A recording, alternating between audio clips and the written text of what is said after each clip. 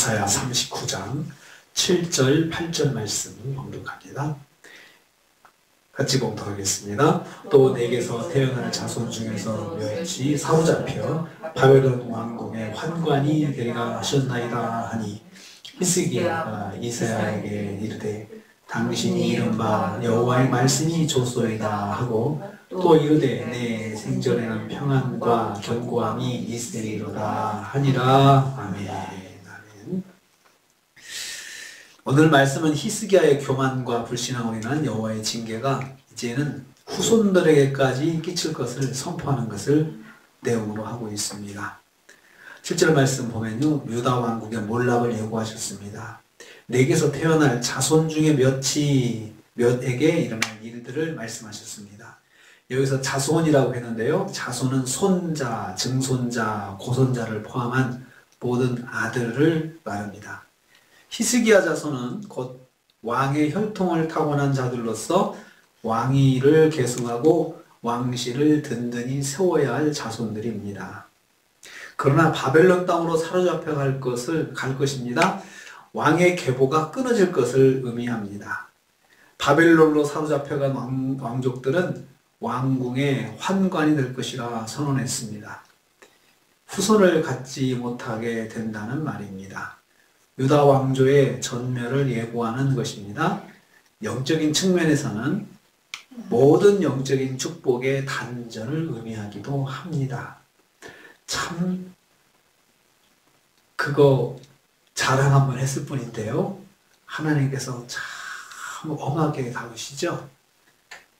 하나님께서 엄하게 다룰 사람은 엄하게 다루시고 한량없는 은혜를 베풀 사람은 은혜를 베풀어 주십니다. 바벨론과의 공존과 협력 계획은 멸망의 계획으로 바뀌었습니다. 히스기야가 이루려고 그런 바벨론과 동맹을 맺었겠습니까? 히스기야가 인간적인 생각으로 좀 힘을 얻어보려고, 그리고 나라의 평안을 이웃과 손을 잡아가지고 한번 누려보려고 그렇게 계획을 세웠지만 하나님께서 그 계획을 멸망의 계획으로 바꿔버리셨습니다. 참 하나님께서 우리의 생각도 그냥 우리 생각대로 되지 않게 그냥 확 뒤집어 엎을 수도 있다는 것을 볼 수가 있습니다. 두 번째로 히스기야는 하나님의 주권적 심판을 받아들입니다. 8절 전반부입니다. 당신이 이른바 여호와의 말씀이 좋소이다 라고 응답합니다. 그냥 이 하나님께서 징계를 선포하실 때에 히스기야의 말이 바로 여호와의 말씀이 좋습니다 라고 응답을 했습니다. 여기서 좋다는 말은 선하십니다, 아름답습니다, 바람직합니다 라는 뜻입니다. 불쾌하고 나쁜 것이 하나도 없다는 말씀입니다. 비록 내용은 비극적이긴 하지만 의로우신 하나님의 주권적인 심판으로 받아들인다는 것을 의미합니다. 이 말씀만 읽으면 굉장히 히스기야가 무책임한 것 같아요. 자기 자식들이 다 환관이 되겠다고 했는데 거기다 대고 그냥 정말 말씀 좋습니다 그렇게 말을 하면은 좀 이해가 안 되죠? 그래서 역대기를 봐야 됩니다. 이 말씀의 병행 구절인 역대하 32장 25절 26절 말씀을 보면은 이 상황이 또 나오게 되는데 이렇게 말씀합니다. 히스기야가 마음이 교만하여 그 받은 은혜를 보답하지 아니하므로 진노가 그와 그 유다와 예루살렘에게 내리게 되었더니 히스기야가 그 마음의 교만함을 뉘우치고 마음의 교만함을 뉘우쳤다, 회개했다는 것입니다. 이 말씀을 들었을 때 히스기야가 회개했습니다. 하나님 잘못했습니다 이렇게 했다는 거죠. 예루살렘 주민들도 그와 같이 하였으므로 백성들도 히스기야와 똑같은 모습으로 하나님 앞에 회개했다는 것입니다. 그리고 나서 이 말씀을 한 것입니다. 하나님 말씀하신 거 옳습니다 이렇게 받아들인 거죠. 그리고 하나님의 징계 말씀에 대해서 받아들인 것을 여기서 의미하고 있습니다. 역대하 말씀은 이 말씀에 더해서 히스기야가 마음의 교만함을 뉘우치고 회개했음을 말씀하고 있습니다. 히스기야는 여호와의 심판선을 적극적으로 수용하고 회개한 것입니다. 히스기야는 백성들과 함께 마음의 교만함을 회개하였던 것입니다. 그래서 이 말씀은 여호와의 말씀이 좋습니다. 이 말씀은 회개했다는 것을 포함하고 있습니다. 회개하고 받아들이는 것이죠. 하나님께서 선포하신 말씀을. 늦게라도 자신의 죄악을 깨달았을 때 회개하는 것이 우선입니다. 늦게라도 깨달았다면 회개하는 것이 우선이라는 것입니다. 세 번째로 하나님께서 히스기야의 세대에는 심판을 유보하셨습니다. 평안함과 견고함이 내 생전에는 있으리로다 라고 했습니다. 히스기야가 하나님의 유보의 응답을 받고 고백한 말씀입니다. 이것은 하나님께서 회개하는 것을 받으시고 하나님께서 유보하셨을 때 히스기야가 참 한 반응입니다.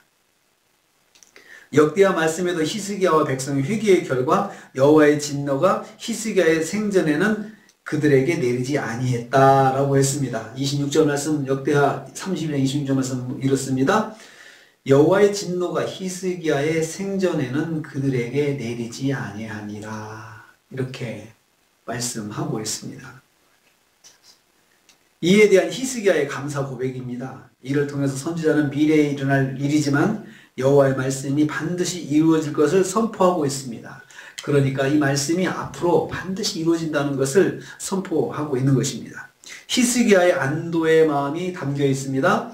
안도의 마음입니다. 자신의 생전에는 전쟁과 파괴가 아닌 평안과 견고함이 유지될 것을 감사하고 있습니다. 이를 바탕으로 히스기야가 다시 한번 하나님께 헌신할 시간을 얻은 것입니다. 그래서 히스기야가 안도의 숨을 내신 것은 평안함과 견고함에 대해 승진을 있겠습니다 라고 그렇게 안도의 숨을 내신 거죠. 어떻게 하든 왕은 백성들에게 전쟁이 일어나지 않고 평안하게 하는 것이 왕이 해야 할 일입니다. 그래서 어떻든 하나님께서 심판을 유보해 주셨을 때 참 하나님 감사합니다. 그래도 전쟁이 일어나지 않게 되니 너무너무 감사합니다. 내 생전에는 일이 있지 않으니 참 감사합니다. 이렇게 고백을 하고 있습니다. 심판의 유보와 연기도 은혜입니다.